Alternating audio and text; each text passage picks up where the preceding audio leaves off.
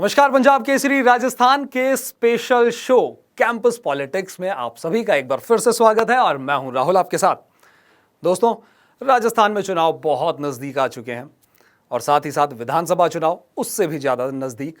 हालांकि इस साल के अंत में विधानसभा चुनाव है, लेकिन उससे पहले एक और राजस्थान के अंदर बड़ा चुनाव जो होने जा रहा है, जिसकी हम लगातार चर्चा कर रहे हैं, वो है राजस्थान यूनिवर्सिटी का चुनाव।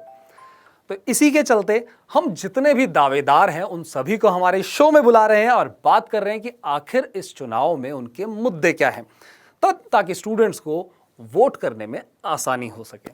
तो आज के हमारे मेहमान हैं राहुल महिला जी। राहुल जी, बहुत बहुत स्वागत है आपका। तो राहुल जी, सबसे पहला मेरा सवाल जो सभी से रह रहा है कि भाई आप राजनीति में आए क्यों? क्या वो वजह रही? कब आपको लगा कि हाँ, मुझे पॉलिटिक्स में उतरना चाहिए, मुझे मेरा कैरियर पॉलिटिक्स में बनाना है? देखिए भैया, राजनीति में आने की ऐसी कोई मेरी वजह नहीं थी या कोई सोच नहीं थी कि मैं राजनीति करूं, क्योंकि मैं एक बहुत ग्रामीण परिवेश से आता हूं।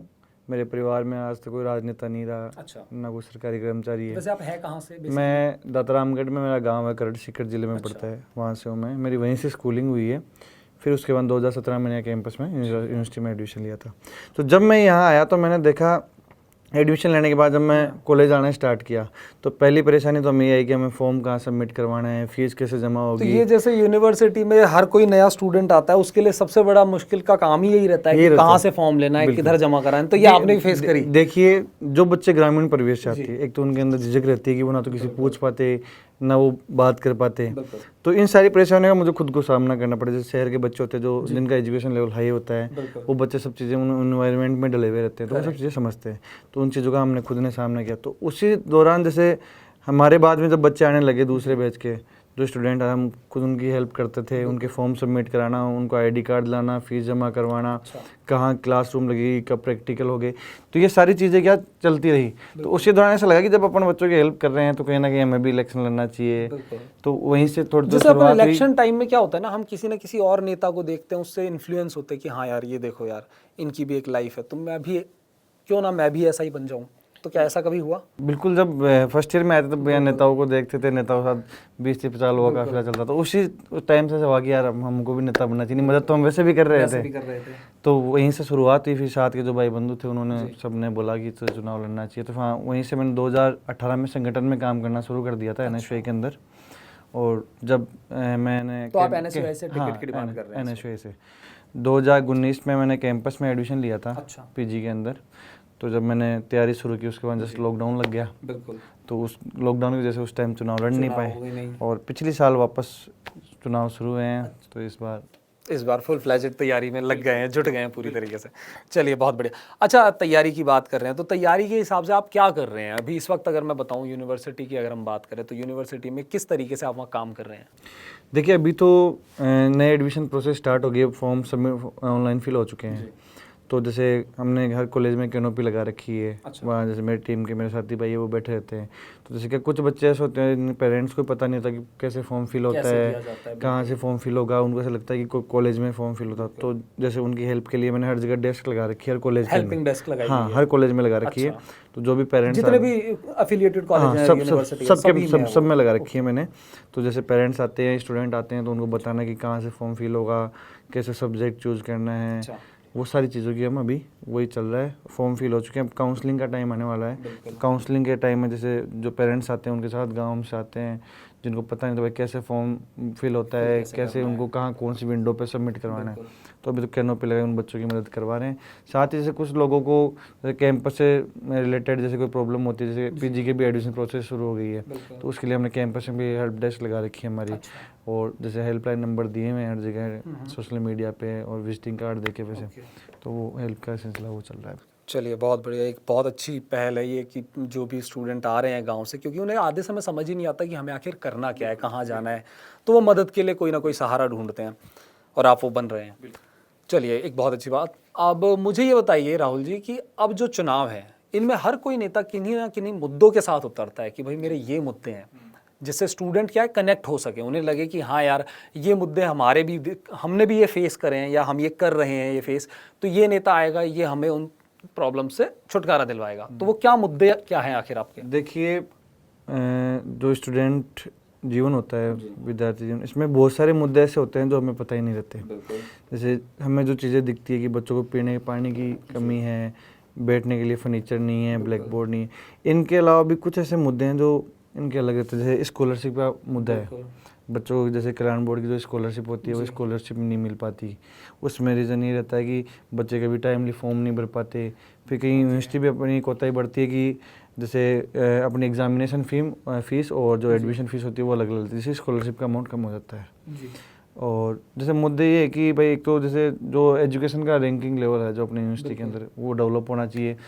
हम देखें हैं कि जो संगठन कॉलेज है, कैंपस है, उसके अंदर आज भी ये मानो कि 50% स्टाफ की कमी है।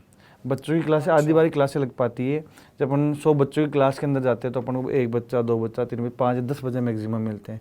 उसका रीज़न मोस्टली रीज़न ये है कि फैकल्टी नहीं है। जब कोई टीचर पढ़ाने नहीं आ रहा तो बच्चा पर फैकल्टीज कई बार कहते हैं कि नहीं बच्चे ही नहीं आते क्लास में, हम क्या करें, हम किसको पढ़ाएं? देखिए बच्चे तो आते हैं रेगुलर, पढ़ाएंगे तो बच्चों ने अगर जैसे अपन माने कि संगठन कॉलेज है तो पूरे राजस्थान के जो टॉप सिलेक्टेड बच्चे होते हैं वो इन कॉलेजेस में पढ़ने आते हैं, क्योंकि परसेंटेज सारे टॉपर्स होते हैं, सारे स्कूल के टॉपर्स होते हैं, वो बच्चे बहुत हाई जा रही है वैसे। तो वो बच्चे ऐसा तो है नहीं कि भाई यहाँ कोई मौज मस्ती करने आ रहे हैं, घूमने आ रहे हैं। भाई हर कोई स्कूल के पूरे राजस्थान के हर टॉप स्कूल के टॉपर यहाँ बच्चे यहाँ पढ़ने आते हैं। लेकिन उनके साथ होता क्या है, वो कॉलेज आने शुरू करते हैं, 5 दिन 10 दिन 15 दिन आते हैं, लेकिन वो इन्वायरमेंट नहीं मिल पाता उनमें। तो जैसे टीचर्स नहीं आ रहे क्लास में बैठे तो फिर वो बच्चे क्या करते हैं कि बाहर कोचिंगों का सहारा लेते हैं, बाहर कोचिंगों से पढ़ाई शुरू करते हैं, बाहर किसी टीचर के पास जाके ट्यूशन करते हैं। तो इन चीज़ों की वजह से क्या होता है, तो स्टाफ की जैसे फैकल्टी है वो पूरी होनी चाहिए, हॉस्टल की सुविधाएं होनी चाहिए। जैसे अपने यूनिवर्सिटी के अंदर अभी भी हॉस्टल है, उनमें जैसे सीटिंग कैपेसिटी कम है। जितनी सीटिंग कैपेसिटी होनी चाहिए उतनी सीटिंग कैपेसिटी है नहीं। 2-4 ने जैसे लो का हॉस्टल नहीं है, 5 ईयर लो का अलग हॉस्टल जिसमें 500-600 बच्चे पढ़ते हैं। तो ऐसे कई मुद्दे जिनको लेके हम छात्र संघ चुनाव लड़ रहे हैं। चलिए बहुत अच्छी बात। अच्छा अब मुझे ये बताइए, आप NSUI से टिकट की मांग कर रहे हैं जी, जल्द ही घोषणा भी होने वाली है टिकटों की, और काफ़ी दावेदार हैं NSUI की तरफ से, एक लंबी लिस्ट है हालांकि। तो आपको क्या लगता है कि इस बार NSUI से आपको टिकट मिलेगा? कितनी उम्मीद आप कर रहे हैं? देखिए मुझे पूरी उम्मीद है कि NSUI संगठन मुझ पर इस बार विश्वास जताएगा कि मैंने पिछली बार भी मजबूती से टिकट मांगी थी मेरी, लेकिन संगठन ने मुझे टिकट नहीं दी। तो मैं पिछली बार मजबूती से संगठन के साथ खड़ा भी रहा था, और इस बार मेरी तैयारी को देखते हुए संगठन मुझे टिकट देगा, मुझे पूर्णतः विश्वास है। बहुत बढ़िया। अच्छा ये तो आपका विश्वास हुआ, चलो अगर बाय चांस हम माने कि नहीं मिलता है टिकट, तो क्या आप निर्दलीय जाएंगे या पार्टी के साथ ही रहेंगे? देखिए अगर टिकट नहीं देता है संगठन तो जो भी मेरे साथी भाई है हम सब मिलकर डिसीजन लेंगे, और अगर मुझे निर्दलीय होकर चुनाव लड़ना पड़ा तो मैं मजबूती से चुनाव भी लड़ूंगा। बिल्कुल, बहुत बढ़िया। तो मतलब ये फाइनल है कि अध्यक्ष पद के लिए ही लड़ना है, किसी और पद के लिए नहीं लड़ना है? बिल्कुल। चलिए बहुत बढ़िया। अच्छा स्टूडेंट्स के लिए जाते जाते इस शो में हम आखिरी चीज़ करते हैं, स्टूडेंट्स के लिए एक मैसेज होता है हर एक लीडर की तरफ से, तो स्टूडेंट्स के लिए एक मैसेज आपकी तरफ से क्या कुछ कहना चाहेंगे स्टूडेंट? देखिए स्टूडेंट्स को तो मैं ये कहना चाहूँगा कि जो राजस्थान विश्वविद्यालय के अंदर जो जाति को लेके, धर्मों को लेके जो छात्रों को बांटने का काम पिछले कई सालों से होता आ रहा है, उसको मैं मिटा के एक मुद्दों की राजनीति करने के लिए इस राजस्थान विश्वविद्यालय में आया हूँ। और जो कई सालों से एक रीति चली आ रही है कि छात्र संघ चुनाव से पहले छात्र नेता कॉलेजों में जाता है, बच्चों से मिलता है, 5 साल तक लगातार कॉलेजों में घूमता रहता है। जैसे छात्र संघ चुनाव होते हैं वो चुनाव जीतता है या हारता है, उसके अगले दिन से मिलना बंद हो जाता है। तो मैं सभी स्टूडेंट्स को विश्वास दिलाता हूँ कि अगर मैं छात्र संघ अध्यक्ष बना या ना बना, तो मैं जैसे आज हूँ उसी तरह जो भी स्टूडेंट्स हैं यूनिवर्सिटी के या बाहर के स्टूडेंट्स हैं उनकी हेल्प के लिए हमेशा उनके पीछे खड़ा रहूँगा और मजबूती से उनके आवाज़ को मजबूत करने का काम करूँगा। चलिए खैर ये बात राहुल जी आपने बहुत अच्छी कही कि मैं उन स्टूडेंट्स के पीछे खड़ा रहूँगा, क्योंकि एक लीडर, एक नेता जब कोई भी चुना जाता है तो वो उसको ये लगता है कि मैं इन सब के आगे खड़ा हूँ, लेकिन उनकी बैकबोन बन के पीछे खड़े होने की बात कही, बहुत अच्छी बात कही है आपने। और फिलहाल के लिए कैंपस पॉलिटिक्स में इतना ही। मुझे और राहुल जी को दीजिए इजाज़त, मिलते हैं अगले शो में।